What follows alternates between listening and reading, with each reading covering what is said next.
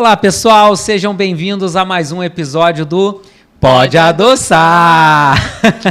Tá ficando bom isso, né? Eu acho que depois do milésimo a gente vai aprender a fazer essa introdução, né? Que tá melhorando. Eu sou Gustavo Dias e essa é a Carol Catão. Hoje nós estamos aqui com um convidado especial. Esse cara não é enfermeiro, tá? É de outra área. E a gente vai bater um papo aí sobre vários assuntos, né, amor? Vamos apresentar aí. Estamos aqui com o professor Gabriel Maia. Seja bem-vindo, Gabriel. Seja bem-vindo, Gabriel. Obrigado pelo convite. E vamos falar de coisa boa. Isso aí. Trabalho, de fisioterapia. Muito bom. Obrigado aí por ter aceito o convite. Prazer ter você aqui com a gente. Gabriel é fisioterapeuta, né? Professor fisioterapeuta, coordenador de programa de residência. E vamos começar aí a conversa, Entre outras coisas, Entre outras coisas. Mas depois a gente vai descobrindo, a gente vai extraindo. Gabriel, conta pra gente um pouquinho da sua história, para o Se pessoal apresenta conhecer. aí para o pessoal te conhecer, conta um pouquinho da sua história. Lógico. Então, meu nome é Gabriel, sou fisioterapeuta formado desde 2008, né, pela Faculdade de Pestalozzi. E desde então, né, atuando principalmente na área hospitalar, principalmente na área de terapia intensiva, e sempre, né, pensando nessa questão mais do ensino com assistência, que isso sempre foi algo que eu vivi durante a graduação. Em alguns estágios eu falei, cara, esse é o meu lugar, não só assistência, não só ensino, mas um pouquinho dos dois. E aí, em paralelo a isso, né, mestrado, doutorado, e aí a coordenação da residência, né, hoje eu trabalho no Hospital Universitário Pedro Ernesto, que é um hospital bem forte, bem pioneiro na fisioterapia e bem pioneiro, né, em relação à residência. E hospitais estaduais pela vida fora, né, que hoje não, já fui militar também. Essa ninguém nunca acredita. Quando a galera conhece meu passado, fala, cara, é impossível tu ter sido militar. Mas aí eu tirei algumas coisinhas boas, né, de lá, ou de menos ruim. E, em paralelo a isso, também, outras coisas que eu falo que é a nossa válvula de escape, né? De forma de lazer e também um pouco de trabalho. A música, que é uma coisa que vem de um pouquinho de família e sempre foi uma válvula. Primeiro veio a música, depois veio a fisioterapia. A fisioterapia entrou depois. Né? Entrou depois e quase deu um conflito. Aí. Não, no início deu conflito. Mas aí depois elas se acertaram. E acho que é por aí. E tem mais coisas aí também em relação à família toda da saúde, toda. Sua família toda é da área da saúde? Toda. Pai médico, irmão médico, mas outra parte muito dentista também. E aí da parte da minha mãe é uma família mais administrativa, direito. Uhum. E aí isso que é bem legal. E aí a música veio primeiro e depois a fisioterapia, então entendi agora o porquê desse embate, né? A família de médicos. Como esse menino quer ser da música, gente? Justamente, né? A música tem esse lado meio do cara que não quer fazer nada. Tem um lado estigma, pejorativo, né? O lado Você da noite. O oficial da Marinha do Brasil, mas do outro é produtor, Justamente. Sambista. Veio cedo, veio desde a época de escola. Na verdade, minha avó sempre influenciou nessa questão da música. Ela fazia parte coral. Ela foi uma das grandes influências. E aí eu fui me achando. Primeiro eu fiz um curso de violão dentro do Abel, que é um colégio muito grande lá, para participar da orquestra. Mas eu ainda via que não era aquilo, era muito sério. A orquestra é um negócio muito sério. Muito clássico. Muito clássico. Aí depois eu conheci a capoeira, né? Eu sou professor de capoeira formado. Essa parte eu ainda não... Capoeira também. O cara é fisioterapeuta, é professor, é coordenador de residência, é envolvido aí com vários trabalhos aí e ainda é... Professor formado de capoeira. E eu falo que na capoeira foi o meu primeiro contato com o ensino. Porque quando você vira instrutor na capoeira, você tem que começar a acompanhar o seu mestre, né? Ou a galera mais velha em colégios, para começar a dar aula. Ele começa a dividir a aula também dos adultos para você. Então, meu primeiro contato de docência... Começou a colocar o pezinho na água lá na foi com a capoeira. E a parte musical da capoeira nem se fala, né? Questão cultural. Ainda tem essa berimbau, questão, atabaque, reco-reco. E foi por conta disso que você se aproximou à capoeira? Pela questão musical também ou não? Foi musical. Eu acredito que algo deve ser meio ancestral também. Porque no dia que eu vi, eu falei, nossa, eu tenho que fazer isso, né? eu tenho que fazer essa questão. Então, aí as coisas meio se juntaram. E aí eu começo na música muito pelo lado da percussão, que era um lado, né, muito forte da capoeira. E depois que eu vou me encontrar com um cavaquinho. Eu falo assim que foi tarde o encontro, mas aí foi um encontro muito legal, que aí eu estudei mesmo numa escola que tem aqui no centro do Rio, que é uma escola de formação muito grande de música. Então estudei harmonia, melodia, e aí... Hoje você toca o quê? Hoje cavaquinho. Hoje o cavaquinho é o meu... Mas você sabe tocar também? O atabaque. Eu tenho 2 congas em casa, né? Tem um pandeiro. Toca violão também? O violão sim, também um pouquinho. Mas aí o violão eu deixo pro meu irmão, que ele é melhor. Ele é bem melhor. Eu também não gosto. Aí é isso, você vai fincando o cavaquinho, vai se fincando ali o atabaque. Eu gosto mais da percussão mesmo, de um barulho mesmo. Né? Aí foi o cavaquinho que te levou pro samba ou o samba que te levou pro cavaquinho? Não, eu já frequentava o samba. Aí, já frequentava as rodas? Já, bastante, né? Minha mãe... Aí tem um lado mais da minha mãe, que vivia nos morros aí, principalmente em Mangueira. Minha avó conta muito que ela chegava às 7, 8, eu falei, então tá explicado. Então puxei alguém. Minha avó ficava brava pra caramba, mas né, comigo já me apoiava. Né? Eu lembro que eu chegava às vezes 8 da manhã, ela tava no samba, né? Eu falei, tava por aí. E aí, esse lado, né, da minha mãe que puxou muito pro samba, e eu começo a frequentar algumas rodas, as rodas bem raízes que a gente fala. E aí eu passei a conhecer, né? Primeiro conhecer, né? Mas parece que eu já conhecia. É a coisa da ancestralidade, né? Parece que você eu ouvia a música, mas parece que eu já conhecia ali, né? a música há muito tempo já. E aí, um pouquinho depois, aí isso... Né? Aí eu começo a tocar na noite, essas coisas. Chegou a tocar na noite, em barzinho e tudo? Sim, bastante. Caramba. Isso com uns 15 anos, já tocando. Sério, antes da faculdade? Antes da fisioterapia? Tendo uma vida de adulto. Que eu falo, a noite ela te obriga a ser adulto, porque senão Sim, você... e parece que é uma coisa de diversão, porque a gente está ali se divertindo, mas os caras ali são extremamente profissionais, né? Justamente, é estressante. Enfim, te obriga a ser uma coisa que você não é. Né? Maturidade, desde muito cedo, né? Você encontra com muita coisa boa, mas também com muita coisa ruim. Então ali já foi aqueles primeiros choques. Eu brinco que quando eu entrei na faculdade, o lado ruim da faculdade... Já tinha vivido bem, né? Já conhecia o que era certo e o que era errado, né?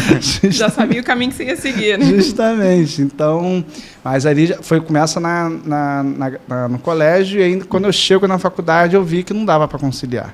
Estava me atrapalhando, né? Essa questão do sono, etc. E aí eu decido dar um tempo mesmo de música. Eu me desliguei mesmo. Durante a faculdade, eu me desliguei bastante, a não ser de forma lazer. E aí, logo quando eu me formo, aí reaparece uma oportunidade de voltar, ficar um pouquinho mais firme com a música, etc. Mas a capoeira aí sempre. Capoeira, mesmo durante a faculdade, você continuou dando aula? Continuei dando aula, ganhando até meu salário. Foi a minha primeira forma de ganhar meu salário. Sua fonte de renda era justamente a capoeira. E depois que eu me formei, ainda até trabalhando na Marinha, ainda dava aula aina nos colégios, aí só com criança. Porque gostava mesmo. Porque eu gostava, justamente. E com criança, não queria nada com adulto. Adulto, para capoeira, para mim, vira aquela coisa chata. A criança está ali, tem a formação, e aí juntava com a fisioterapia. Então, a capoeira casava muito porque eu estava ali com crianças. Sim. Às vezes, crianças que tinham algumas questões que a gente chama da psicomotricidade, motora. Então, nossa, dar aula para crianças de 2 anos, 3, 4, era muito estar vivenciando próximo, um pouquinho do que eu estava ali aprendendo na faculdade. Era depois, a música, a fisioterapia, justamente, tudo... E juntava. Então, teve uma época que juntou muito de boa. E aí, um pouquinho mais à frente, um amigo meu, um dos melhores amigos meus, falou assim, cara, vamos produzir um cantor? Aí eu falei, quem é? Aí falou, o Inácio Rios. Eu falei, o Inácio eu conheço, tal, etc. Não falo muito com ele, mas conheço e acredito no trabalho. Aí, inicialmente, eu entro na produção, que é um trabalho muito cansativo, porque você tem que acompanhar o cantor e, enfim, toda a logística, dinheiro...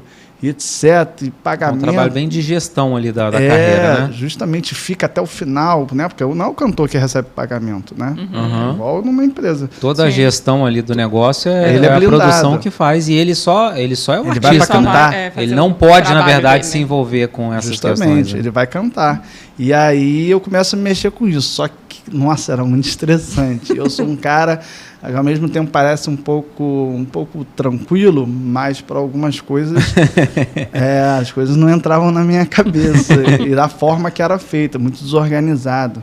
E às vezes a gente fala muito isso dentro da música. Às vezes a música não anda para frente porque ainda falta um aprendizado de gestão muito grande, sabe? No samba. Hoje no samba tem pessoas muito fortes. Tem um cara chamado Leandro Bito, que ele faz um podcast, que ele abriu porta para os caras que já são famosos e para a galera que ainda está chegando ainda. Então, hoje em dia tem uma galera gestora fazendo um trabalho muito legal pelo samba, mas comparado a outros, né, a outros segmentos, como o sertanejo, a coisa anda de uma forma muito mais agressiva do outro lado. Mas o samba é cultural também, né? A coisa de roda de samba. Na verdade, eu acho que vem com aquele estigma que é um lazer, então a gente não precisa se preocupar muito se realmente está tendo retorno, né? A gente vai recebendo aqui, pagando, né? Ali. Parece que não tem que ser sério, parece que tem que ficar na coisa lá atrás. Já o sertanejo é o fazendeiro, é o que sabe fazer dinheiro. Ele já sabe, né? Ele já sabe gestão antes de ser cantor. Antes de ser cantor. É justamente. Então, eu acho cultural, que é a formação, né, também do indivíduo. E aí eu começo a produzir, só que aí me estresso e aí falo, cara, assim não dá para mim. Então, eu prefiro empresariar. Então, utilizar como investimento que eu já fazia já como produção.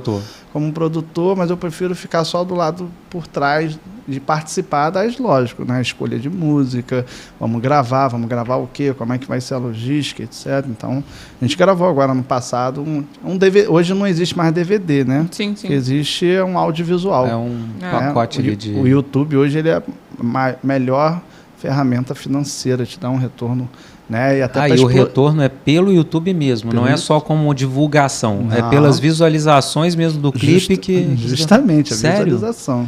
E eu achando que o YouTube era usado, na verdade, como uma forma... Eu sei que tem uma monetização, clipe, que né? Você recebe e tal, mas eu achei que era usado mais como uma forma de divulgar o trabalho. Não, hoje já é quase como se fosse uma linha de frente, né? A gente vê, pós-pandemia, essas coisas, né? Próprios shows.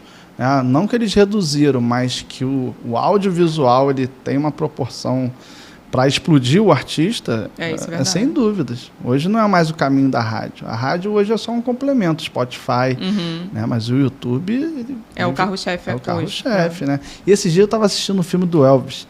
E que engraçado, não tem nada de novo. Que o produtor do Elvis... Eu sempre falo isso. Não tem nada de... O produtor do Elvis não queria que ele rodasse o mundo inteiro, por uma questão de egoísmo, ganância. Então, o que ele fez? Ele fez um audiovisual e transmitiu o show do Elvis para o mundo inteiro. Olha aí, há quantos anos atrás? Quando eu estou vendo o filme, eu tomei um susto. Quanto mais eu estudo marketing, quanto mais eu me envolvo com essas questões, eu percebo que o mundo de hoje, né, YouTube, Instagram, lançamentos, não tem nada de novo. Você pega Silvio Santos. O que o Silvio Santos fazia é o que o pessoal está fazendo no Instagram para reter a atenção e para fazer venda e fazer lançamento. Não tem nada de novo. É verdade. Então, aí na música, o Elvis lá atrás já usava a estratégia. Transmitiu o show, o audiovisual. E as pessoas compravam, iam para o local e assistiam lá no telão. No telão, é verdade. No telão, já tinha, né? Isso é muito engraçado. Com um custo infinitamente menor, com um alcance infinitamente maior. E ele não rodava, pronto. Não rodava, não precisava ter o desgaste das viagens. Sim, etc. Que é pro cantor é o mais cansativo. E até limita, né? Que você não consegue estar em vários lugares ao mesmo tempo, né? Justamente. Por mais que o cara faça trocentos shows, ele é limitado. É uma pessoa só. 24 horas. E eu fico imaginando a logística disso tudo, né? Por exemplo, Gustavo Lima, que é um cara que está estourado aí no sertanejo, que ganha muito dinheiro, que é um grande empresário.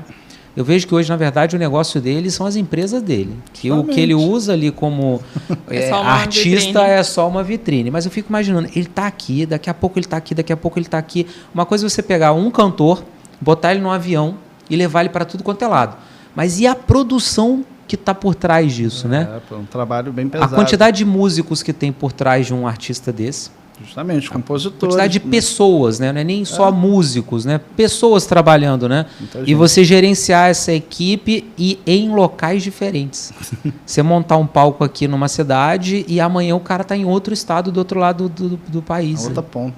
É muito louco, né? E é muito trabalhoso, como você falou. E na pandemia a gente viveu um momento muito complicado, né? Porque a música parou. Sim. Né? E aí vem o YouTube.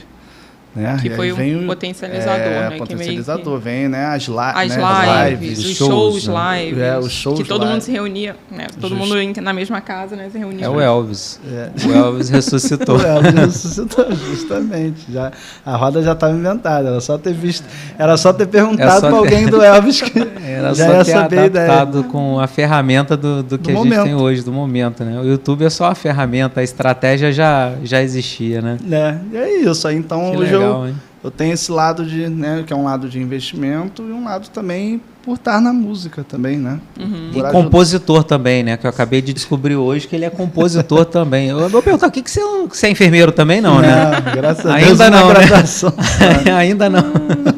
Mas de vez em quando a gente escreve, né? De vez em quando vem inspiração, a gente rabisca e manda, né? É de forma natural. Tem horas que a gente pensa, tem um produto, né? Como eu estava se falando, o samba enredo. O samba enredo é um produto, as pessoas podem não saber, mas a gente recebe uma sinopse. Então a gente não pode escrever um samba todo da nossa cabeça de forma aleatória, porque tem uma história para contar, né? Tem uma história para contar, justamente. Então a gente tem que respeitar. E assim é até mais difícil. Imagina. Porque você tem que estudar. Você tem que seguir. Então eu lembro que o primeiro samba enredo que eu ganhei foi lá em Friburgo. A gente tinha que falar sobre Diamantina. Era o enredo, era alguma coisa de diamantino, ouro, alguma, sei lá, prata, não lembro direito. Eu lembro que a gente passou uns 3 dias estudando sobre Diamantina. A escola lá é Império? Então, tem a Imperatriz e tem a Saudade. Aí tem outra história engraçada aí. Porque eu vou para a Imperatriz primeiro fazer o samba. Só que no meio do concurso a gente achou que estava tendo uma maracutaia lá para a gente não ganhar. E aí a gente tirou o samba. E ainda estava no prazo de mandar o samba para o Unidos da Saudade, que é a rival da Imperatriz. A gente mandou para a Saudade, ganhamos a Saudade. E ganhou o título. Essa história foi boa. E eu falei o Marlon, que era um cara da Marinha, cozinheiro, e eu falei, Marlon, vai matar a gente lá na Imperatriz, né, lá na comunidade. Como é que a gente vai frequentar lá? Ele falou, não quero saber, e deu tudo certo. Aí deu tudo certo, mas também a gente nunca mais fez samba para Imperatriz. Fizemos 2 na Saudade, ganhamos 2 na Saudade. Maravilha. E aí, na época, eu era da Marinha, e aí o pessoal botou meu nome na música como Gabriel Tenente. Eu falei, gente... Vocês querem matar? Falei, você é preso na Marinha. Você já preso na Marinha ainda? E agora todo mundo sabe, né? Todo mundo sabe que o cara que tá subindo o morro aqui é da Marinha. É tenente, militar, eu nem andava armado. Eu falei, meu Deus do céu, tá lá. Até lá, se eu for lá até hoje na escola, tá lá, Gabriel Tenente. Aí depois eu mudei para Gabriel Capoeira, que é... Aí virou Gabriel, o codinome virou Capoeira. Porque é a forma que o pessoal me chama aqui no Rio, o Capoeira aí. Gabriel Capoeira, e eu não, essa história, a gente se conhece há pouco tempo, né? Mas eu já sei que você faz muita coisa, né? Mas a capoeira eu não sabia. E a história da Marinha aí? Como é que foi esse tempo que você ficou lá na Marinha do Brasil? A história da Marinha, então, aí eu sempre eu tive uma vontade, assim, na hora de ser militar, mas tem um lado da família, que, né, com o lado da minha mãe que eu falei de direito, tem delegado, tem policial, essa coisa, sei lá, não sei se por ser um homem, por filme, né? Essa coisa de menino, né? E aí eu cheguei a tentar fazer a prova para a Polícia Civil durante no finalzinho da fisioterapia. Para ser policial mesmo. Para ser policial civil. Fiz até preparatório, o Glioche, que é um dos melhores aqui no Rio, etc. Faltou pouco para estar lá na NEM, mas Deus sabe. Que bom, né? Deus sabe das coisas. E aí, enfim, então tive sempre essa questão. E aí eu tinha um tio meu que era da aeronáutica, que foi, piloto de avião do presidente da República, da época do Fernando Henrique. Então, enfim, eu via nele uma postura muito legal, não uma postura assim do militarzão, mas uma seriedade muito interessante. Então, aí a primeira vez eu tento primeiro para a aeronáutica, só que eu esqueci de levar um documento e aí fui eliminado do processo seletivo, que eu não tinha esquecido de levar um documento. E aí pintou o da Marinha, né? E aí eu fiz o processo seletivo e aí entrei e fui designado para Friburgo. Então aí que é a história que eu vou parar um pouquinho fora do Rio, né, na cidade serrana, que, né, foi muito legal. E eu cheguei lá, me deparei com tudo que eu não queria da fisioterapia, ou com tudo que eu já tinha vivido e que eu não gostaria, que era um setor, devia ser um quadrado com 3 macas de clínica, com os aparelhos. Eu falei, cara, de novo essa fisioterapia que eu reneguei, aprendi o que não se deve fazer, e agora eu estou aqui. E aí quando eu chego, eu falei, cara, como que eu vou me sustentar aqui? A área de traumato-ortopedia nunca foi o meu forte. Mas aí eu falei, cara, ok, né? Tem um salário X, vou buscar o quê? Formação. Né? E aí começa a fazer cursos que hoje em dia eu até gosto. Eu gosto muito da dor crônica, da abordagem da dor crônica, porque a dor crônica é uma realidade. Todo mundo tem uma dor, principalmente crônica. Uma dor lombar, uma dor, né, no joelho, etc. Então, isso aí dá até uma música, hein? Todo mundo tem. Não, já tem. O Zeca tem uma música da dor que fala disso. O meu lado musical aí. Mas tem várias músicas com dor mesmo. E aí, busco a formação, começo a atuar. E aí eu me deparo com vários problemas setorial. O primeiro problema setorial, que isso é muito legal na fisioterapia, a Maria me ensinou algumas coisas. Me ensinou muitas, mas também ensinou também a não fazer algumas. Mas a gestão lá era um pouco mais séria. E quando eu me deparo, eu falei, cara, por que aqui tem pouco paciente? Eu ficava lá de 8 às 5, 3, 4 pacientes pingados. Aí eu começo a entender que a Marinha ela é como se fosse um plano de saúde também. Quando você está fora do seu local de sede, você pode buscar atendimento em hospital, em fisioterapia. Então, ele tem alguns convênios. Aí, quando eu pedi para o sargento a relação de atendimentos, né, o administrativo do atendimento lá fora, de quantos pacientes estavam sendo atendidos lá fora e o gasto. Quando eu botei isso num papel, em um ano, a Marinha estava gastando em torno de uns 200 mil com fisioterapia. Fora externa. Com pacientes que saíam dali para ir para outros lugares e o seu serviço ali obsoleto. Vazio. E obsoleto, justamente. Então, e aí eu vi que era um trâmite de fluxo, porque o cara chegava lá no ambulatório e falava assim, ó, o médico pediu um pedido para fisioterapia. Aí quem dava autorização era um marinheiro, pô. Era uma pessoa que não entende do sistema. Aí eu primeiro bloqueei esse sistema. Falei, então qualquer pessoa que chegar aqui no ambulatório com um pedido de fisioterapia lá para fora, ele tem que passar pela minha avaliação. E aí eu vou estratificar. Aí você encaminha se for necessário. Se necessário, justamente. Então eu começo a quebrar um pouco alguns paradigmas com os pacientes. Né? Entendeu? Então, quando tinha técnicas, acupuntura, e eu julgava na minha avaliação que aquilo era importante, aí você... ok, procedia. E aí eu faço um trabalho bem legal durante um ano. De gestão mesmo, De gestão, foi total gestão, eu e o sargento, e a gente consegue sair de 200 mil para 100 mil, assim, em torno, no final do ano, no final. Já pagou o salário, hein? Né? Da Marinha. E a Marinha tem uma verba específica para a saúde todo ano, né? Aquela verba você tem que dividir do jeito que você entender. E aí, quando eu faço essa redução de gastos, meu comandante, né, o 01 do quartel, falou, o Gomes, né, que era o meu nome de guerra, ele falou, o que você precisa? Você reduziu 100 mil. Eu falei, quero mais espaço, quero espaço. E aí tinha um barracão de fuzileiro naval atrás, ele meteu uma divisa no barracão e me deu metade do barracão. Aí pronto. Literalmente... conquistar espaço, né? Justamente. Mostrando o trabalho, mostrando o resultado para conquistar espaço. Para conquistar espaço. Até fazendo um paralelo aí, né? A gente que é profissional de saúde, às vezes o nosso trabalho ele não é muito valorizado, né? Pela gestão do hospital, né? E o pessoal reclama, a enfermagem não é valorizada, com certeza o fisioterapeuta também reclama. A gente não é valorizado, a gente só trabalha, não sei o quê. Quando você começa a mostrar resultado, porque trabalhar não necessariamente é entregar resultado. Né? Você pode estar trabalhando, inclusive pode até ter o resultado, mas se você não sabe mostrar esse resultado, né, que foi muito inteligente a sua... Você foi direto aonde? Quanto que eu estou gastando? Você não falou, eu estou trabalhando aqui o dia todo, atendendo vários pacientes nesse espaço apertado, eu preciso de mais espaço. Não, você falou e mostrou, ó, o resultado está aqui. Qual é o resultado que a gente pode alcançar? Aí você começa a ganhar espaço, né? Literalmente ganhar espaço físico, inclusive, né? E como que eu cheguei nesse raciocínio? Porque os gestores das clínicas estavam indo ao quartel reclamar que não recebia o pagamento, glosava. Aquelas glosas normal do sistema. E aí, quando eu começo a falar, aí, Gabriel, apareceu a chefe da clínica, tá aí querendo reclamar. Só que elas iam no administrativo que cuidava dessa parte.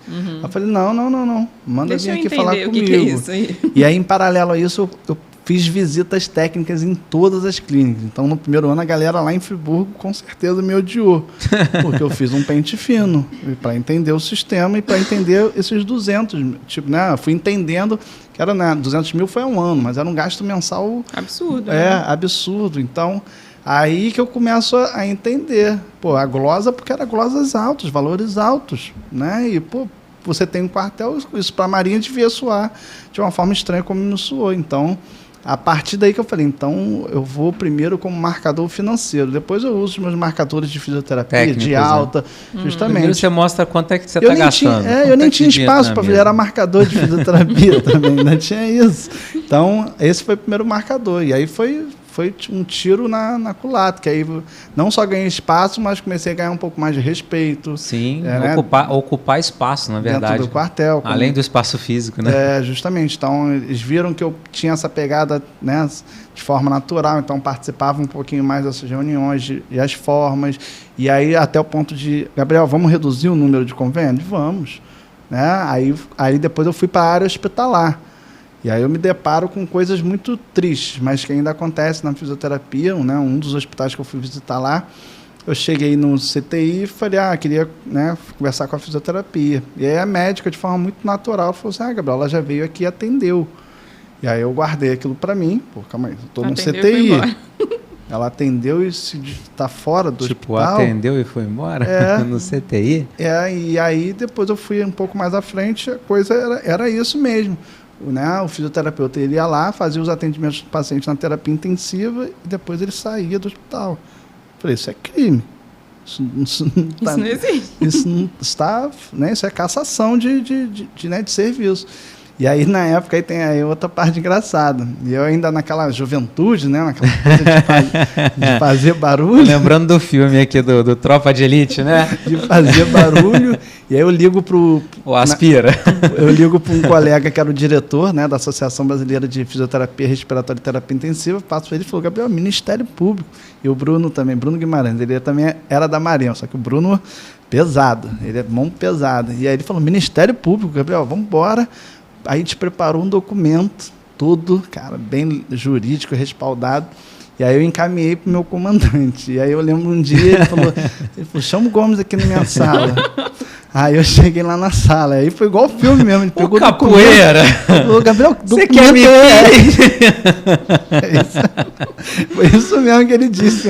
Capoeira, você tá de sacanagem, você quer me pia? Catou o papel, amassou e jogou no lixo. Não, você tá doido, que briga que a gente vai arrumar. Eu falei, então, eu não vou lá mais visitar. Eu não vou fazer mais auditoria de algo que eu não posso assinar por isso, que a auditoria...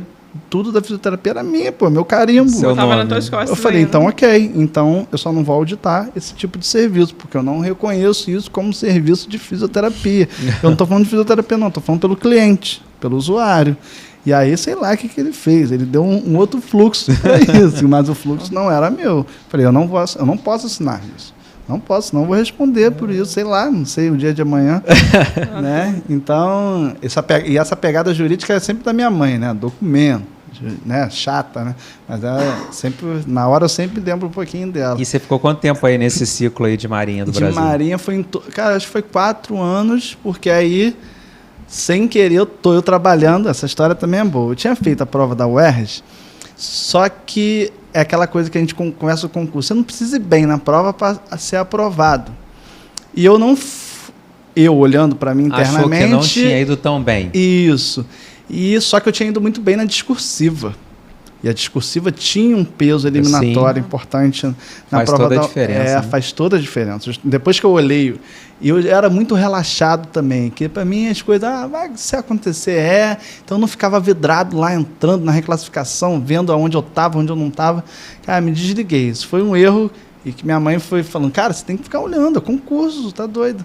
Eu estou trabalhando na Marinha, eu recebo um e-mail da UERJ, do administrativo do SRH. Falando assim, o senhor foi convocado, e tem que se apresentar em 2 dias. Aí eu peguei o telefone e liguei para saber se era verdade.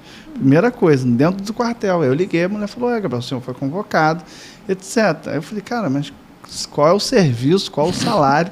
Aí que eu fui... Eu fiz esse concurso, eu tô na dúvida. E aí UERJ, onde é isso? Aí eu voltei no edital, aí vi, né, salário, etc, plano de carreira, e aí fui ligando para alguns colegas que já estavam na UERJ. Eu falei, que isso, Gabriel, tá maluco? Vem assumir. Você ainda tá pensando, cara? Não, vem aqui, ou vai para a PPC, ou vai para o UP, que é a Policlínica, enfim, mas você tem que assumir, cara. Então, eu falo que a UERJ, nossa, porque era para ser Tinha mesmo. Que ser. A sua história com a UERJ, então, começa na Marinha, literalmente, né? Eu fui acadêmico, né? Eu pulei essa parte. Fui acadêmico da UERJ. Ah, é verdade. Você chegou a ser acadêmico lá, eu cheguei a ser acadêmico lá. Então, mas o concurso, nossa, eu desliguei totalmente, porque é isso. Eu achei que, enfim, eu não lembro a minha classificação assim, mas vamos supor que eu estava em 60, mas sem corrigir a discursiva. A discursiva te jogou para cima. A discursiva me jogou lá para 30, 20 e pouco. E aí teve a entrega da prova de título. Eu não fui. Você zerou a prova de título? Zerei a prova de título. Nada, nem sabia que tinha tido essa etapa. É sambista. Não, eu nunca mais fiz isso. Não é para ninguém fazer. O concurso tem que acompanhar. É aprendizado, né? Tem que aprender com os erros dos outros, né? Então, a melhor forma de se aprender é aprender com os erros dos outros. Justamente. Né? E aí teve isso. Aí é isso, eu fui chamado, foi no talo mesmo. Falou, cara, esse cara passou, tem que chamar. Ele zerou aqui, mas ele passou aqui. Chama ele. Ele deve ter esquecido. E aí eu fui chamado. E aí, nossa, foi uma felicidade, porque, pô, é isso. É um lugar que eu sonhava, voltar daquela, né, sabendo que ele ia estar na assistência, ia estar ligado à residência. As pessoas ficaram sempre felizes. Ensino e assistência, né? É, sempre. Eu acho que essa dupla, ela é fenomenal. Ela é imbatível, né? Ela é imbatível. A minha carreira docente também, lá na UERJ, principalmente, né? Ela foi toda... Eu fui pro programa de residência, né? Eu fui docente, mas vinculado ao programa de residência, eu acredito muito nisso, né? Ensino e assistência. Porque, assim, existe ainda, na enfermagem, pelo menos eu posso dizer, um abismo muito grande entre a teoria e a prática. Tem excelentes profissionais teóricos e excelentes profissionais práticos. Mas tem pouca gente que consegue aproximar esses dois mundos. Justamente. E é onde eu vejo que é onde nós temos mais espaço para crescer, para avançar. Né? Foi. É porque eu vi algumas... Né, eu acho que o que você está falando, eu consegui enxergar. Então, eu enxergava professores que me ensinaram, de fato, a fazer pesquisa, mas na hora de encostar no paciente, era um zero na esquerda. Mas, enfim, então eu tentava sugar das pessoas aquilo que ela fazia de melhor. Mas é lógico que no meio eu encontrei pessoas que faziam algo que eu falava, eu acho que é por aí. Né? Se isso vai me dar destaque, etc. Não, mas eu acho que o meu caminho para me sentir satisfeito, né, com o que eu faço, eu acho que esse é o meu caminho. Então, eu costumo até falar para os alunos, eu não programei, eu me planejei internamente, mas eu não me programei assim, vou fazer a faculdade e vou fazer mestrado. Vou fazer a faculdade. A única coisa que eu fiz ao longo da faculdade foi muita prova de concurso. Isso sim, mas por uma coisa mais... que veio de família, né? De família, justamente. Então, faz a prova, concurso. E na época, nossa, isso... Né, 2008 eu me formei, então o concurso era muito movimentado. Nossa, era demais. Eu nem lembro assim, de quantas provas eu devo ter feito em 6 ou 7 só durante a graduação. Concurso de prefeitura, tinha muito, né? Enfim, então isso sim eu automaticamente fui me programando, né? Me transformando para ser um cara melhor de prova, porque eu já era bom de prova, nunca fui um cara estudioso, eu falo isso para as pessoas, não consigo sentar e estudar talvez mais de 1 hora, não consigo. Já o meu irmão, que é advogado, enfim, está quase virando juiz, ele consegue sentar às 9 da manhã e parar às 7 da tarde. Eu acho que isso não me ensina nada, ao contrário. Né? Eu desaprendo se eu fizer algo parecido com isso. Então, mas bom de prova eu sempre fui. Nunca fui um cara, né, estudioso, mas na hora do vamos ver, eu tinha essa facilidade. Por que você acha que... Quais são as características, ou qual é a característica que você acha que você tem que faz com que você seja bom de prova, mesmo não sendo o cara que estuda mais tempo? Porque isso aí eu falava para a galera, eu falei, gente, o que vai cair na prova é o que o professor quer, não o que está no livro. Então tem que entender o perfil do cara, pô. Trazendo para o concurso, o que vai cair na prova é o que está no edital, não é o que está no livro. Justamente. Então eu falava, cara, esse cara ele gosta mais de fisiologia. Mesmo que ele está dando fisioterapia, então ele vai puxar tudo para o lado da fisiologia. Então eu sempre tentava entender a cabeça do cara. E é a batata. Por que eu falo que é batata? Porque depois que eu me formei docente, eu tinha sempre alguns alunos me acompanhando. Aí eu falava, pô, Gabriel, prova de reumato amanhã. Eu falava, quem é o professor? Aí o pessoal falava assim, é Carlos Melo. Eu falei, cara, Carlos Melo está aqui, ó, a prova dele está aqui, ó, teste pra caraca, então estuda os testes, esquece o negócio de doença, fisiopatologia, ele não vai nem pensar em falar. caminho dele está aqui, ó, teste e talvez com exercício, é isso. E aí eu falava, ó, esse slide, esse, pega o slide dele.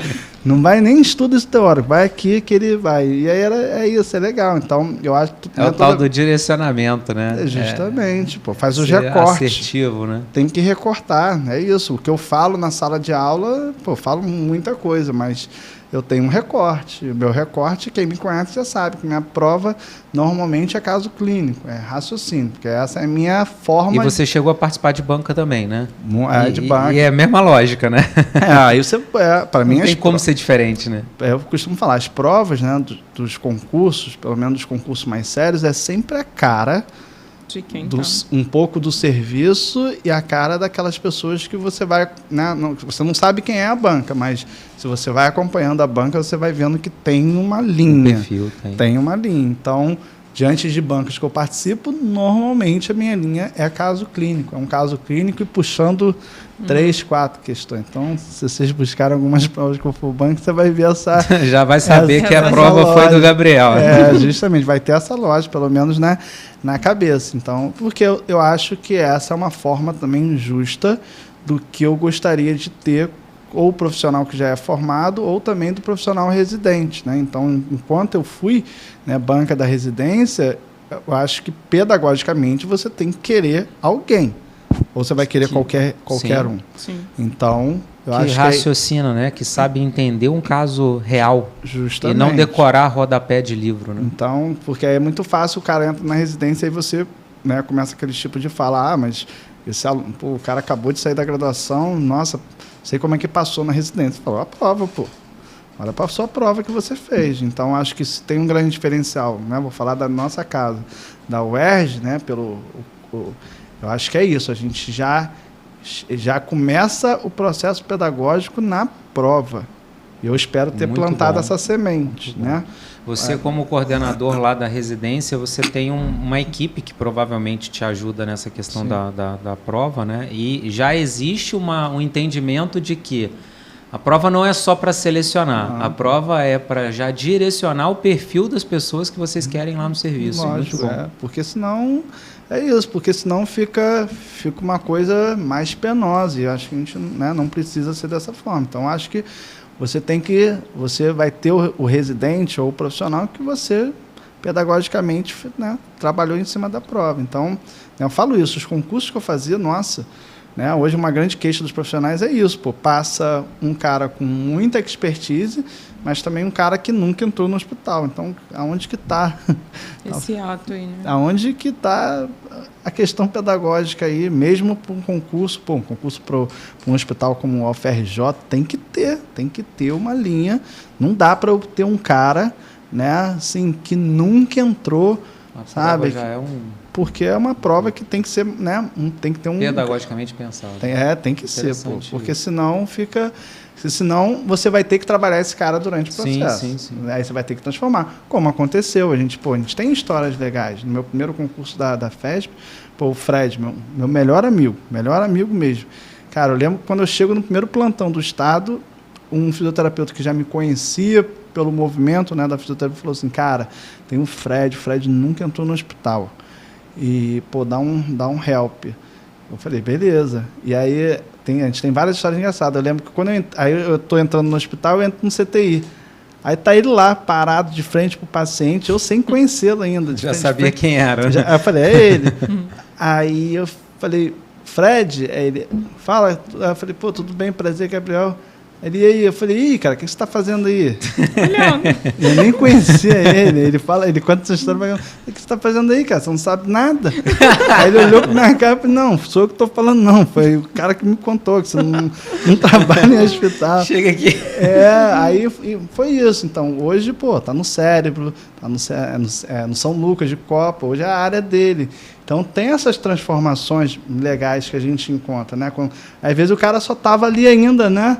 Precisando dessa oportunidade. Uma força, né? Porque eu não fui o norte dele, né? Eu não quero ter esse poder, mas eu despertei nele o processo. Falei, aqui, cara, ó, segue aqui, vamos embora, vamos se atualizar, vamos por aqui, e aí pronto. E aí, mérito dele, a transformação foi dele. Mas tem essas coisas legais que às vezes acontecem, o próprio residente. Às vezes o cara chega ali e ele fala, Gabriel, eu não pensei na residência.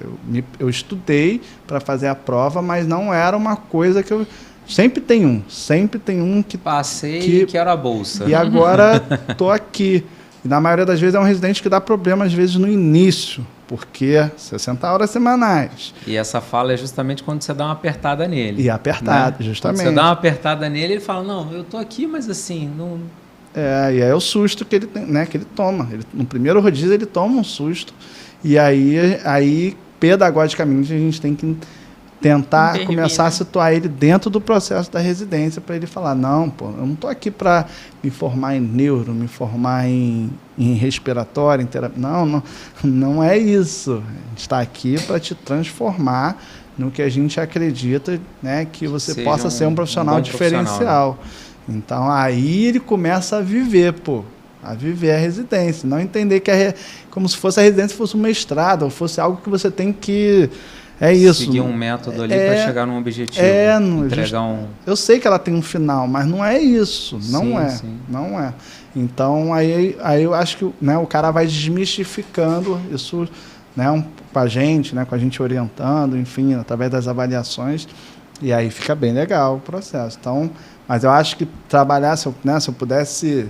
hoje, né, falar para todo mundo que faz prova ou que organiza a banca, é que a gente pensasse com mais carinho, de forma pedagógica, nesse tipo de prova. Né? Essa é uma visão muito interessante, né? Porque a gente, quando faz a prova, já participei de várias bancas também, às vezes a gente está focado só na seleção. Na aprovação, Mas não é por aí, né? Porque você acaba tendo pessoas que passam, mas com perfis muito diferentes, né? Diferente, né? E isso atrapalha. E entender que a prova deveria ser pensada pedagogicamente, ou seja, o pedagógico ele começa na seleção, é uma perspectiva muito interessante. E a gente vai vendo grupos homogêneos entrando cada vez mais. Grupos homogêneos. Sim, e mais engajados. Mais engajados, justamente. E assim, dentro do que você vê hoje como coordenador de programa, de residência, num grande hospital universitário, num centro que é referência de fisioterapia, dessa sua jornada aí como fisioterapeuta, né, esses anos de formado, experiências aí no estado, Marinha, além das questões de música, capoeira, instrumento, produção... O que você enxerga hoje que são características importantes de um fisioterapeuta, de um profissional diferenciado, de um fisioterapeuta de alta performance, de um fisioterapeuta que vai desempenhar um papel que você acredita que é para isso que você é docente, para formar esse tipo de cara? Essa pergunta eu acho que eu até hoje, né, eu me faço porque por mais que eu tenha chegado onde eu cheguei, né, eu ainda não parei. Estou longe de parar. Aliás, você não é o primeiro a falar isso aqui. E eu sempre digo que os melhores profissionais são aqueles que dizem que não chegaram onde gostariam de chegar. Estou bem longe de parar. Mas eu costumo falar uma coisa, Gustavo, né, que às vezes, num primeiro momento, as pessoas entendem um pouco mal, mas depois elas entendem. Eu sei que existe a gratidão, mas a gratidão pessoal... ela é muito complicada porque faz você ficar esperando sempre algum tipo de retorno das pessoas. E muitas das vezes você pode ter uma pessoa muito boa, mas que durante um caminho ela tem uma escolha que não é errada. E aí você se sente machucado porque ela escolheu aquele caminho e aí você pega tudo aquilo que vocês acabam vivendo e, enfim, meio que dá um desliga. Então eu falo hoje que eu acredito muito na gratidão do que a gente faz, do que eu faço. Então essa foi sempre uma das primeiras coisas que eu tive como a minha questão profissional. Então se eu escolhi a saúde, eu estou lidando com né, um usuário, seja ele privado ou público, eu tenho que entregar o que eu acredito que seja o melhor e não entregar. A entrega não tem que depender do que eu aprendi com fulano ou com ciclano. né? Eles só foram ferramentas, eu botei aqui na minha caixa de ferramentas e comecei a fazer a minha forma, a minha cara. Ser, né? Então, eu acho que uma das primeiras coisas que as pessoas precisam trabalhar é isso, que a gente vai estar fazendo algo para que, eu acredito na gratidão no universo. Quando a gente faz algo naturalmente, o universo, de alguma forma, vai te entregar. Você não precisa ficar esperando isso de fulano ou ciclano. Isso vai ser entregue de uma forma muito natural. E a segunda questão é você traçar, independentemente do momento, se é graduação, se eu já é recém-formado ou 10 anos, é você traçar a sua característica de atendimento. Então, eu tenho certeza absoluta que se eu estiver atendendo com 10 pessoas juntos, elas vão falar, nossa, o Gabriel tem uma característica de atendimento que não é melhor e nem pior. Ele tem uma característica. Então, eu começo a gerar, dentro da minha formação, um perfil, uma característica. E as pessoas começam a te enxergar pelas características e começam a te diferenciar. Não que isso seja melhor ou pior, mas você começa a diferenciar e que isso é interessante. E aí, dentro desse contexto, a gente entende que tem o estudo, que tem a atualização, né? O financeiro, eu de novo, para mim é uma ordem muito natural. Eu sempre quis ganhar bem? Lógico que eu sempre quis ganhar bem. Mas faz parte dessa gratidão do universo, né? Do que volta pelo que você faz. Foi de forma... As coisas foram de forma natural, né? Para eu chegar num valor X de salário. Mas eu estava falando do estudo e a parte prática, né? Que são importantes, mas eu costumo falar que do 100% do que você pode pegar 70%, 80%, você que está muito mais nessa área do que eu, é network puro. Perfeito. E o resto, que não é resto, é o seu estudo, aí você pega e divide o necessário para você ter esse contato, esse network. Justamente. Então, se você conseguir, de alguma forma, independentemente da formação, independente, né, do que você tenha feito, você conseguiu estar conectado à fisioterapia. Primeiro, você tem que estar conectado à profissão.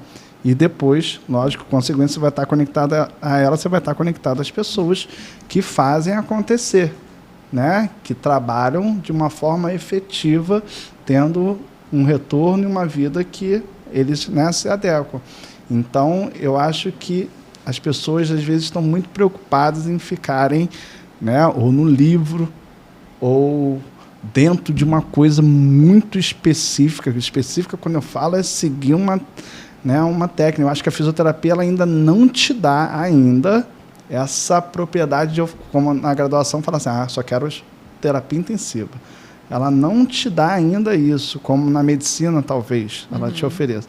Então, a nossa formação, eu costumo falar que ela ainda é generalista, mas eu também acho que, às vezes, o aluno fica até bravo comigo, fala, você está atirando para tudo quanto é lado, eu não estou te reconhecendo. Quando eu olho para você, eu não consigo entender, não consigo nem te ajudar, porque eu não estou vendo, você está atirando para tudo quanto é lado, eu não vejo nenhuma característica sua sobressaindo. Às vezes você deve ter algumas. Então, atirar para tudo quanto é lado, eu até atiro, mas não para qualquer coisa.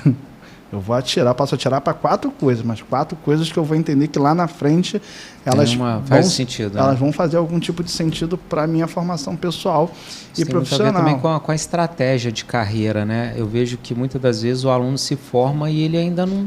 Ele não sabe, né? Se ele vai para o consultório, chegar, né? Se ele vai para o hospital, se ele vai para a atenção básica, ele começa a atirar porque ele não pensa na estratégia, né? Nos passos que ele precisa dar para lá na frente a coisa começar a fazer sentido. Eu te falo de forma bem tranquila.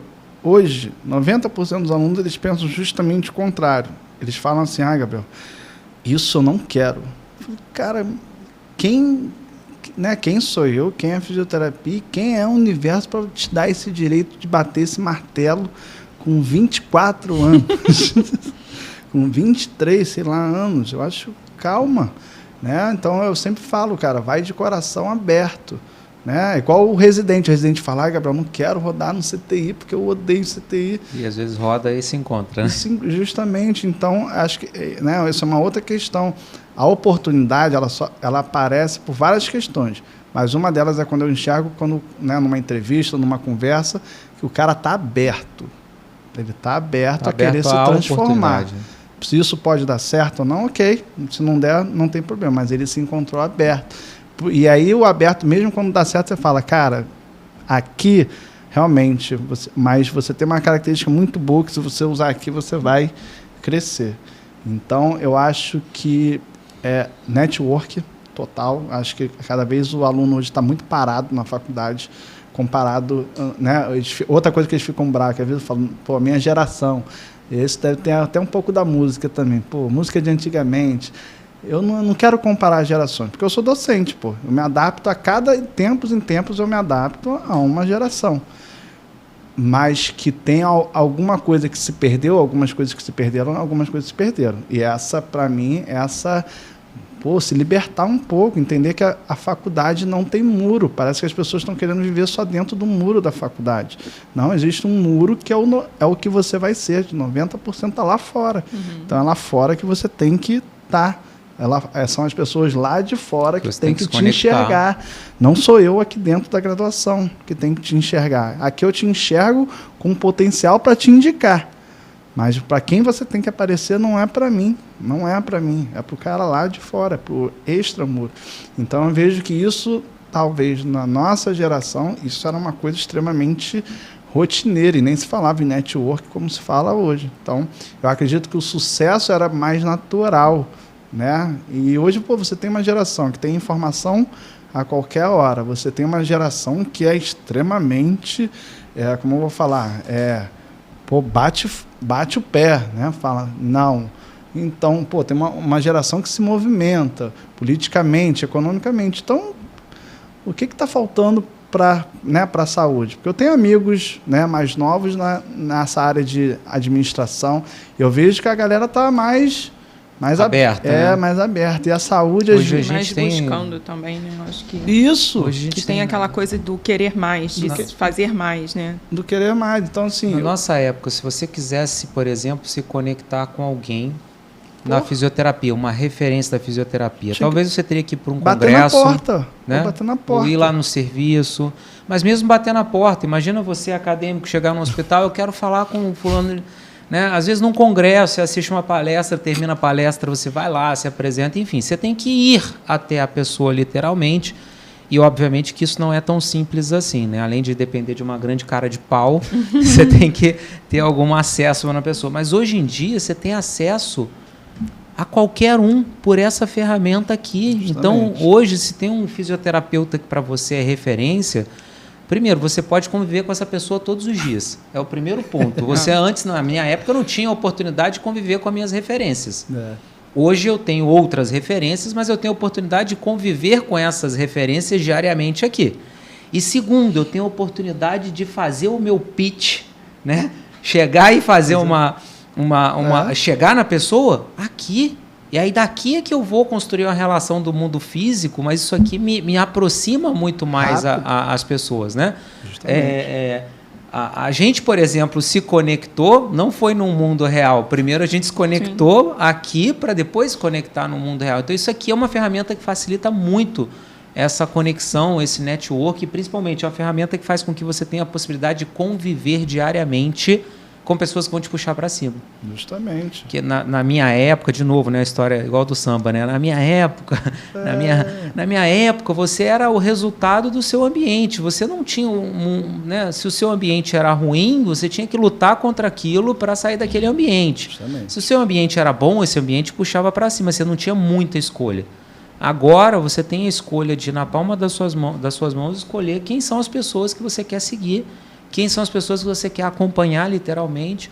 Quais são os conteúdos que você quer se apropriar? E com quem são as pessoas que você quer se conectar? Justamente. Sem necessariamente precisar estar próximo dessas pessoas. Justamente. Você pode se conectar hoje com um cara que é referência da tua área dos Estados Unidos sem nunca ter visto o cara, mas você pode já começar e estabelecer uma troca de ideia com essas pessoas. Então, acho que é isso. Eu falei algumas coisas, mas eu acho que a primeira coisa é network, se conectar. Não só ligar o celular e ter, né, o Instagram. É formalizar de fato essa conexão. Como você falou, interagir. Né? A gente segue né?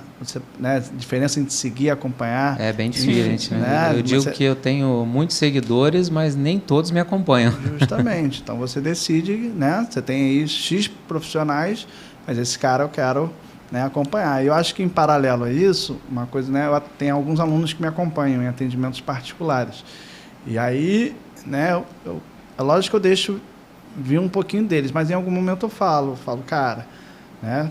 Eu dou a metade do meu atendimento para o aluno. E aí eu falo, e aí, cara? Eu pergunto, o que você vai fazer com esse dinheiro? Ah, você divide o atendimento com o aluno? Todo, pô. Que isso? É justo, né? Fizeram isso comigo. Eu acho justo, né? Me pagaram o congresso, né? Quem pagou sabe.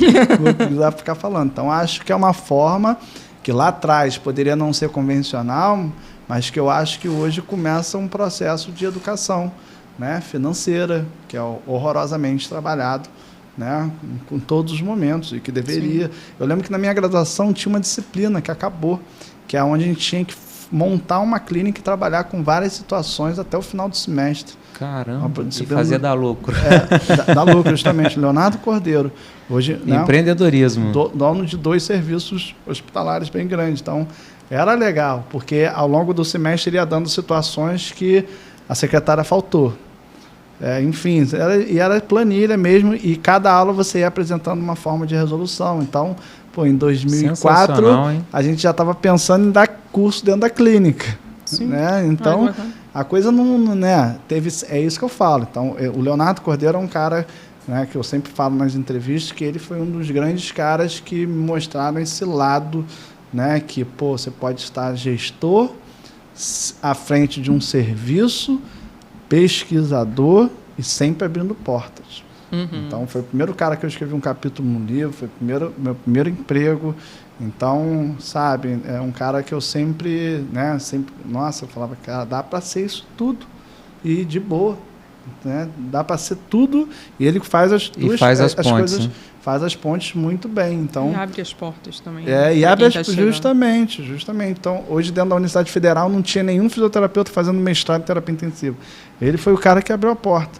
Entendeu? Então, é isso. Ele abre porta de forma financeira, de forma assistencial, de forma educacional, enfim. Então, eu acho que, né, quando você consegue ser profissional e abrir essas várias portas, né, de uma forma só, acho muito legal. Então, eu estava falando, né, dessa questão. Então, a educação financeira, eu pergunto para o aluno, o que você vai fazer com essa metade? Porque é um valor legal.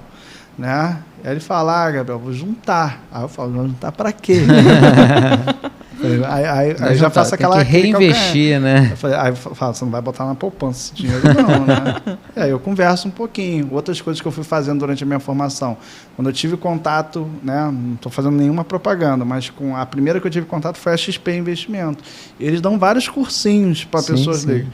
Foi um dos primeiros. Depois que eu li o Pai, né, o pai Pobre, Pai Rico, né? Pai Rico, Pai Pobre, né? E aí, ali eu comecei foi ali que deu uma... Né, começou a falar, legal esse negócio. E aí eu lembro que eu fiz um curso muito básico da XP, aí fui fazendo outras coisas lá dentro. E aí eles colocam, né? A partir do momento que você abre uma conta, eles colocam um operador para te ajudar, né? Para você conversar, o que você quer, longo prazo, né? Curto prazo, enfim, etc. E aí é a mesma coisa que eu falo para eles. Eu falo, cara, né, esse dinheiro ele não pode ficar parado. E a gente conversou com o Alexei, né, que tem uma pegada de consultoria financeira, né, de investimento, e ele falou realmente isso. O pessoal recebe a bolsa, não sabe o que faz com aquele dinheiro. O aluno da residência. Sai da residência endividado. Ele fez uma dinheiro conta, que ele nem contava. Ele fez uma conta até muito interessante, né? O aluno da residência, ele chega na residência duro, né? Duro. Aí ele recebe uma bolsa de R$ 4.106,09, ele acha que ele é o quê? Milionário. Aí ele já quer comprar um carro zero. Aí metade da bolsa já vai para pagar a parcela do carro, aí ele esquece que tem o IPVA, que tem o combustível, que tem o pedágio, que tem as despesas que o carro dá, e que tem as despesas dele e tal, enfim. E ele fez uma projeção de um residente economizando uma parte da bolsa, você vivia sem nada. Então eu só estou te pedindo para você economizar uma parte da bolsa, dava mais de R$100 mil depois de 2 anos de residência investindo na renda fixa. na tipo, Selic. mais básico ali. Não estamos nem falando de trabalhar aí com fundo de investimento, ações, nem nada não. Na renda fixa, o cara economizando uma parte da bolsa, uma fatia da bolsa, ele consegue terminar a residência com mais de 100 mil investido. É uma questão de educação financeira. Mas o cara não ganha nada, começa a residência, recebe a primeira bolsa, ele quer fazer o quê? Se endividar. Como é que ele fala? Adiantar o troféu, né? Ao invés de eu ter o dinheiro para ter o padrão suficiente para ter a mudança de vida, ele quer adiantar a vitória, adiantar o troféu, né? Então não gera patrimônio nenhum. Não gera patrimônio nenhum, só gasto e enfim, aí começa errado. Gabriel, você falou uma coisa interessante aí de abrir portas, né? Eu até fiquei pensando aqui, a sua cabeça sempre foi voltada para isso, né? Você trabalha em várias frentes, em todas as frentes que você trabalha, você abre várias portas e essas portas são pensadas estrategicamente para se interligarem, se conectarem, né? Por falar em abrir portas, vamos falar aí do que você falou comigo, do seu envolvimento aí com a questão mesmo de conselho, de pensar em desenvolver aí novas especialidades para fisioterapia, abrir novas portas para que outras pessoas também ingressem nessas novas especialidades. Então, pensando naquela pergunta que você me fez anterior, né, do bom profissional, eu sempre, né, achava o cara chato, aquele cara que ia para o plantão, né, a gente ganhava, o meu primeiro concurso da FESP, se eu me falha a memória, o salário era 1.365. E eu era rico, com 1.365, né? Hein? Eu não sei como, depois eu fico pensando hoje, cara, como é que eu rodava isso tudo com 1.365 na conta? Mas rodava bem. E aí, uma coisa que passou a me incomodar, né? Ou ao longo, sempre achava a pessoa chata. Aquele cara que vinha para o plantão ou ia para trabalhar com a fisioterapia e falava, pô, bicho, mas a anuidade... o salário não é justo, o código e etc. E aí, como eu comecei a achar esse cara chato, de forma natural, eu não lembro como é que isso startou, mas eu acho que foi com um cara chamado Leandro Azeredo, que é um pioneiro na fisioterapia, já era meio ligado ao conselho, e aí eu começo a participar de forma bem específica para a fisioterapia hospitalar, mas vendo formas de melhorar o serviço. Eu trabalhava num hospital, que era o Alberto Torres, lá em São Gonçalo, que tinha um CTI do lado da emergência, eles chamavam de CTI.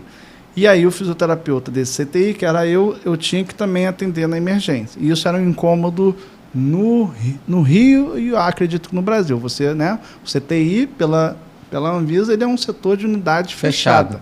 Então ninguém tem que sair. Né? E se algo acontecesse no setor onde você saiu, você poderia estar respondendo por isso. E isso passa a me incomodar, né? E eu vejo que não era só um incômodo, né? E qual era a forma de se resolver isso?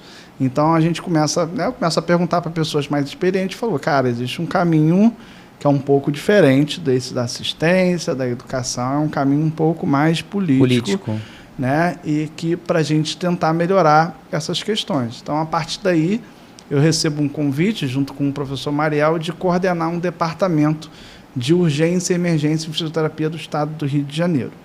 E sempre tem um enfermeiro na jogada. A enfermagem está em tudo quanto é canto, né? Eu conheci a doutora Andréa Escudeiro, que é médica e enfermeira. Professora da Universidade Federal Fluminense, da Faculdade de Enfermagem. Isso aí, ela mesma. Corpo de Bombeiros. Isso aí. E aí ela fui descobrir que ela era amiga de noite das minhas tias, mas amiga, muito amiga, e colada com uma prima minha que formou medicina e seguiu esse caminho do APH, e aí eu começo a buscar a formação da emergência. Aí alguém falou, cara, suporte básico de vida, e procura a Andréa na UF. A Andréa tem um núcleo de ensino e pesquisa e urgência, onde tem a disciplina. Sim, ela tem um núcleo forte lá. E aí eu vou para o núcleo, em paralelo fazendo a formação de suporte básico, eu vou entender. E aí a Andréia me ensinou a portaria 2048 de cabo a rabo, que é a portaria hoje atual de 2002, que está sendo reescrita, que rege a urgência e emergência no Brasil. E aí tem um ponto lá da portaria que fala assim, ó, fisioterapia só tem que ter de forma exclusiva na emergência a depender do volume. Então, aí esse foi o start. Quando eu peguei esse negócio, eu falei, já sei. Então, o caminho a gente tem que desfazer essa portaria. Só que eu não vou desfazer uma portaria do Ministério da Saúde do dia para a noite, mas o X da questão está aqui e ninguém sabe. Nem o fisioterapeuta sabia dessa informação.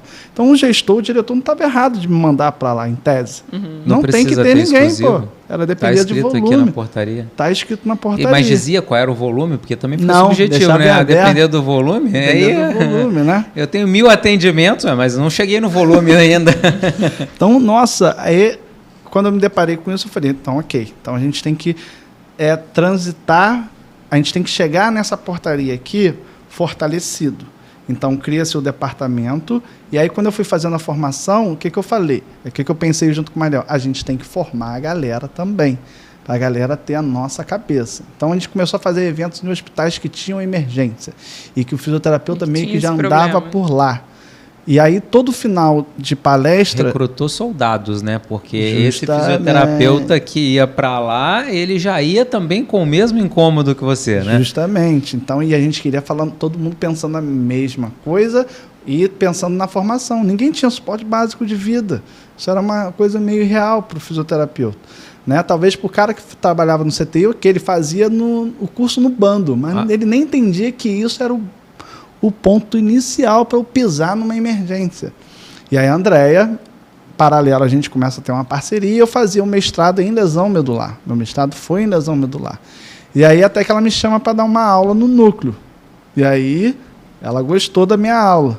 E aí eu acabo virando monitor do núcleo do NEPUR, do Núcleo de Ensino em Pesquisa e Urgência. E aí ela sempre me ajudando. E ela falava, Gabriel, fisioterapeuta tem que estar na emergência de forma exclusiva. Eu falei, ok, André, mas qual o caminho? Ela, primeiro, formação. Formação. Esquece brigar com o conselho. Formar. Vamos formar a galera. E ela quer o que ela faz. Formar.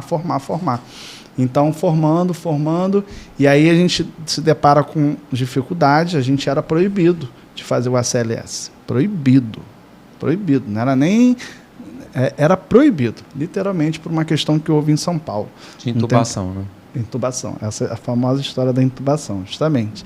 Então a gente teve problemas, só que a gente tinha pessoas, médicos, enfermeiros que enxergavam que, era uma proibição muito mais cultural, vindo de um evento, não havia essa proibição de fato legal. Não existe.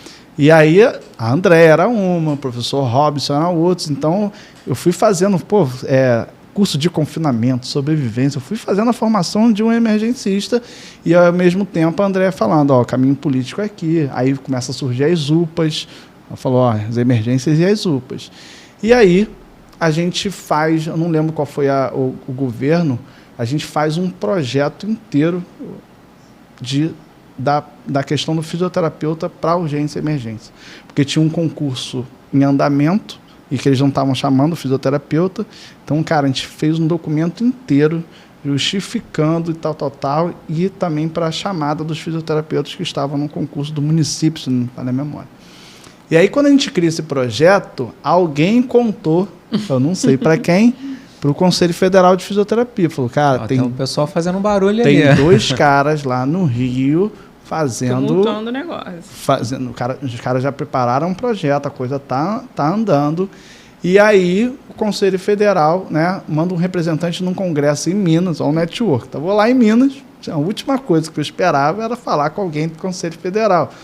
Então, estou lá andando pelo corredor, até que chega um cara no braço, se aproxima de mim, o Willem. Ele era como se fosse, tem um presidente, o vice, ele era o 03 do COFITO, hoje ele é o atual presidente do Conselho Regional do Rio. E aí ele me chama num canto e falou, cara, queria conversar com você. O Mariel não estava no congresso, mas o Leandro Azeredo estava. A gente sentou e falou, é isso, vocês vão para o COFITO apresentar esse projeto. Né? Porque nem o Conselho Federal reconhecia a emergência e urgência como área de atuação. Do fisioterapeuta. Então, é isso que eu estou falando. Por que eu ia brigar com a portaria se nem o COFITO reconhecia como área? Não era área de atuação, nada. Então, a gente estava ali fazendo não sei o quê. Eu, né, justamente, eu também. Então, a gente vai ao COFITO, apresenta esse projeto como se fosse uma plenária, né, para eles. E aí né, a gente apresentou, pô, lembra? Aí eu brinco até hoje que eu falei, nossa, será que um dia eu vou conhecer o Cofito? Conheci, pô, a sede lá em Brasília, etc. Pô, pagaram tudo. Um hotelzão, o hotel era maior do que minha casa na época. A sala no hotel, pô, no quarto. Valeu a pena aquela que você pagava todo ano, anuidade, que o pessoal reclamava da anuidade, né? Valeu a pena pagar essa anuidade. Falei, os caras ajudam. Se você for trazer um negócio, os caras te puxam aqui. A gente foi lá, apresentamos. E aí eu lembro que a gente foi uma manhã, aí almoçamos, e aí eles mandaram a gente retornar, e aí votaram a favor, né, dentro da plenária, sobre o reconhecimento da área de atuação. E aí tem uma história boa aí. E aí eles falaram assim, cara, só que a gente precisa dessa resolução para ser publicada, sendo feita hoje. Isso era 5 horas da tarde, em Brasília, uma terça-feira. Eu e Mariel. A gente precisa que vocês mandem isso para a gente até meia-noite. A gente vai soltar essa resolução. Isso era início de dezembro. Eles iam soltar ali já em dezembro. E aí, eu falei, aí quando eu, né, não falei nada, aí quando eu saí com o Mariel, eu falei, Mariel, eu não tenho como escrever uma resolução em algumas horas. Para diário oficial, assim, do jeito que a gente está. Aí a gente estava de frente para um shopping, e aí, pô, um Outback. Falei, pô, 4 horas, arrepiava. Falei, vamos tomar uma? Vamos lá, não, vamos embora. E aí, nossa, essa história é muito boa. Nossa, a gente bebeu muito mesmo, né? Aí foi pra casa escrever a resolução. E aí fomos pro hotel, e o hotel que eu tô falando era grande, cara. Tinha uma sala no hotel. E aí a gente chegou no hotel, ainda pegamos mais umas ali na recepção. Eu falei, agora vamos escrever. Agora o negócio sai. Vamos escrever, cara. A gente escreveu, acho que em 2 horas, uma resolução, que é a resolução... Eu falo, essa resolução foi a base de muito álcool, essa resolução, a resolução 501 de 2019, que o Conselho Federal reconhece a urgência e emergência como área de atuação. Eu sempre friso, não houve reconhecimento de especialidade. Da especialidade, mas é um grande passo para um conselho que nem reconheceu o fisioterapeuta como... Justamente. E aí, só em paralelo, né, a ideia também daqui é dar um tom de humor, e aí a gente escreveu a resolução, e aí o voo era todo pago pelo conselho, e o voo era 7 horas da manhã. E aí, pô, quando terminou, eu falei, Mariel, agora vamos continuar, vamos pra rua. Vamos voltar a beber. Aí meu lado musical sobressaindo, né? O profissional, pô, não ia trabalhar no dia seguinte. Eu cheguei e falei, vamos pra rua. Ele, não, cara, não, vou amanhã, 6 horas da manhã. Falei, eu vou, né? Aí, um amigo capoeiro que morava em Brasília, falou, Gabriel, hoje tem samba. Falei, então vamos embora. Cara, não sei o que aconteceu, a hora que eu cheguei, o Mariel, cara, batia...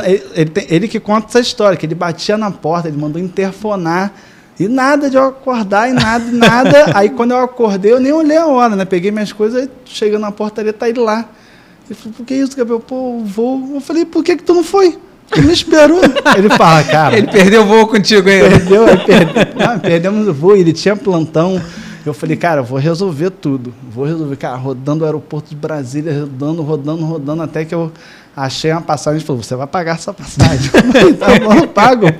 Não tem problema, não. Aí pagamos a passagem, deu tudo certo, ele chegou. Mas foi isso, né? A resolução foi criada. E aí, quando a gente cria a resolução, Gustavo e Carol, a gente tem o primeiro embate com o Conselho Federal de Medicina. Né? Primeiro. Assim, 2, 3 semanas depois que a gente publicou, porque a gente botou ali da formação... Eu já botei a formação da CLS porque eu queria... Trazer. Eu falei... Aproveitar a oportunidade. Eu quero saber que história é essa de legal. Porque eu já tinha uma carta na manga. E essa aí, o Mariel sabe, foi ideia minha. Eles vêm falando que a CLS era suporte exclusivo do médico, blá, blá, blá, blá, blá. Aí, qual era a minha carta na manga? Eu entrei em contato com a American Heart. E eles não têm essa limitação. Com a médica responsável da América. Ela te mandou um e-mail contando a história toda. Cara, ela me respondeu 2, 3 dias. Falando assim, não existe restrição para nenhum tipo de profissional da saúde para realizar o ACLS. Aí ela bota no final assim, cara, investigue as leis do seu país. Não tem lei que não proíba. Que vai proibir. Vamos fazer uma lei para proibir o fisioterapeuta de fazer o ACLS. Não existe. E aí a gente anexa a resposta dessa médica, a Wanda, dentro, né? Aí o jurídico todo do Cofito, cara, e a partir daí o CFM se silencia. E aí, muito legal, em paralelo, que alguns instrutores da American Heart já entendiam isso, já tinham essa cabeça. E aí eles já estavam dando curso para a gente, só que em offline, sem divulgação, porque o problema deles não era com a gente, o problema deles era com eles. Eu tenho pai médico e irmão médico, eu falo isso muito de uma forma muito tranquila. O instrutor da American Heart, que sabia que fisioterapeuta... Sim, ele tem medo do CRM. Justamente. O professor tem medo do CRM. Ele falava, pô, Gabriel, dou o curso para vocês, tranquilo, mas só não divulga. Não quero ter problema com o conselho. Eram turmas fechadas, eu lembro. Então, eu fiz, Ariel fez, todo mundo fez turma fechada e hoje acabou.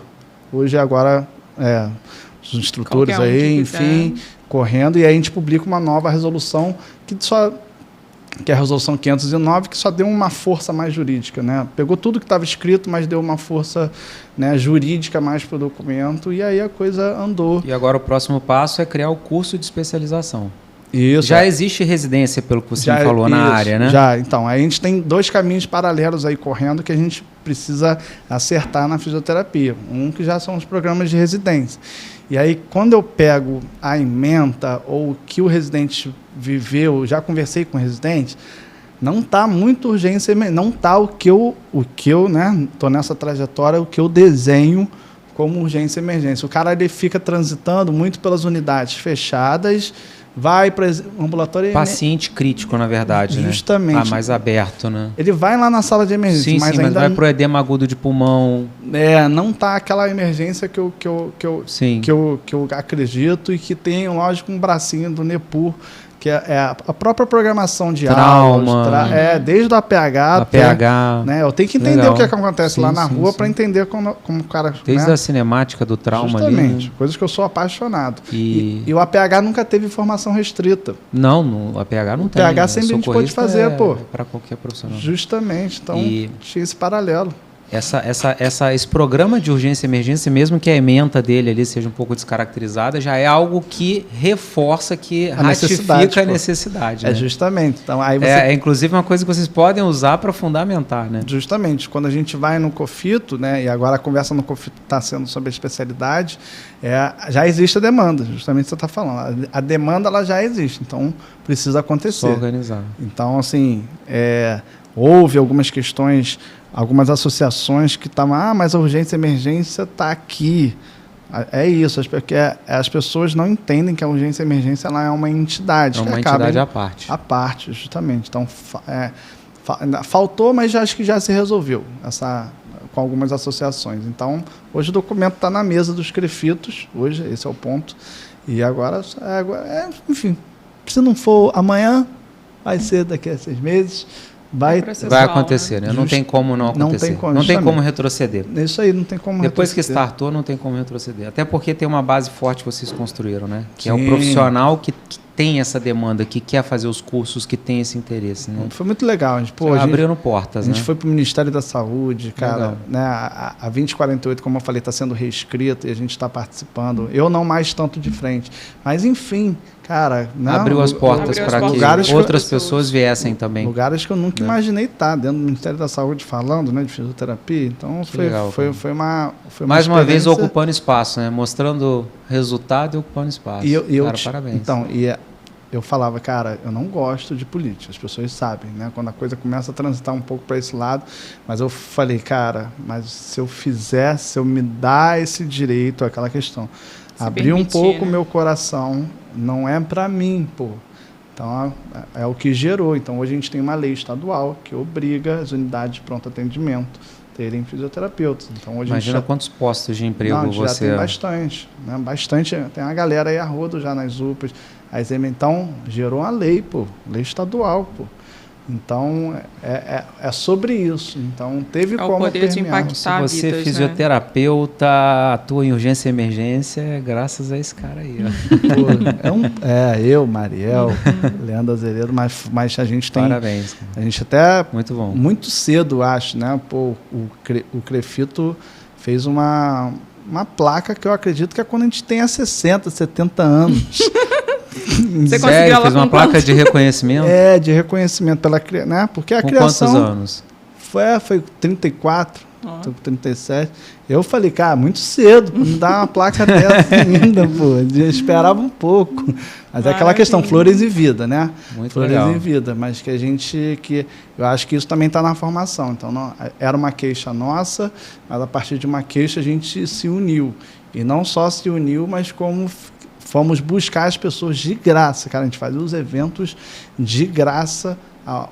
Teve um evento na UF, cara, tudo de graça para fazer as pessoas entenderem o que a gente estava buscando e entenderem que a gente precisava falar a mesma língua dentro da urgência e emergência. Então, hoje, até na pós-graduação, né, na privada, né, no outro modelo, as aulas existem. Hoje existe a aula de urgência e emergência dentro da pós-terapia intensiva, dentro da pós de CAR. Tem que ter, pô. Sim. Entendeu? Então, muito legal. Esse caminho da urgência e emergência foi um negócio muito legal e muito natural. De novo, tudo começou no network. Andréia, Cofito. Abrindo portas, se conectando. Porque eu não sabia nada de urgência e emergência, então não foi a teoria que me levou. Não foi, né? Esse é um bom exemplo. Não foi nenhum tipo de conhecimento teórico específico que me levou a essa jornada, né? Então foi bem legal. Muito bom. Maravilha. Muito bom conhecer essas histórias, né? Conhecer um pouco mais de você. Acho que o pessoal aí também vai gostar bastante desse nosso episódio aí do Pode Adoçar. Mais uma vez, obrigado aí pela presença aqui no nosso podcast, cara. Foi um prazer ter você aqui. E aproveita aí para dar um recado para o pessoal aí. O que você diria aí para a galera que está se formando agora, para os fisioterapeutas que estão começando agora a jornada? Porque, pô, depois de ouvir toda essa história aí... Toda essa trajetória, né? Tão trajetória, longo, né? Já agregando tanto na vida de tanta gente, abrindo tantas portas. E num tempo... recorde, vamos dizer assim. Eu julgo que é curto. Né? Mas é o que eu falo, eu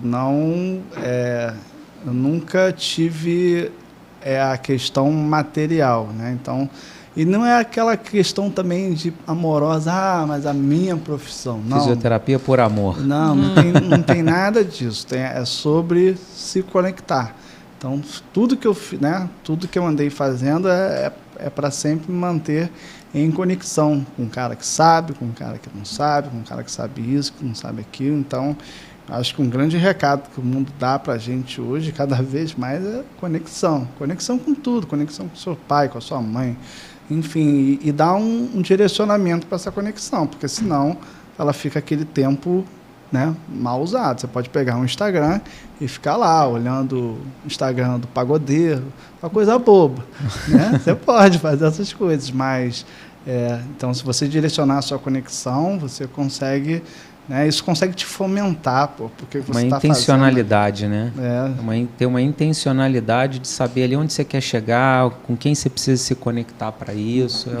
Justamente. Então, hoje, a galera que está hoje já tem isso enraizado, essa conexão. É só entender um pouquinho mais, né, planejar, transformar, né? Você fala muito isso, eu gosto muito. É transformar e ter um prazer no processo. Que eu acho que desde que eu me formei, desde que eu entrei na graduação, tenho um prazer de todos os processos que acontecem, né, dentro da minha formação, bons ou ruins. Estou entrando num outro momento de transformação, né, do que eu penso de fisioterapia, de agora passar um pouco do que eu fiz muito, né, para as pessoas dentro do preparatório, né, dar esse prazer dentro do processo, né, e mostrar que foi, né, começou tudo me preparando para provas, e aí tudo levou o concurso, que levou para a criação da urgência e emergência, que me levou para o mestrado, que me levou para a palestra, que me levou para o capítulo do livro, né? Foi, por incrível, parece até brincadeira, né? Mas tudo começou se preparando para a prova. Se eu não tivesse passado na FESP, eu não teria criado a urgência e emergência. Né? Perfeito. Cara, muito obrigado mais uma vez. Prazer. Estamos encerrando aqui, pessoal, mais um episódio do nosso Pode Adoçar. Espero que vocês tenham gostado e a gente se vê no próximo episódio. Até breve. Tchau, tchau.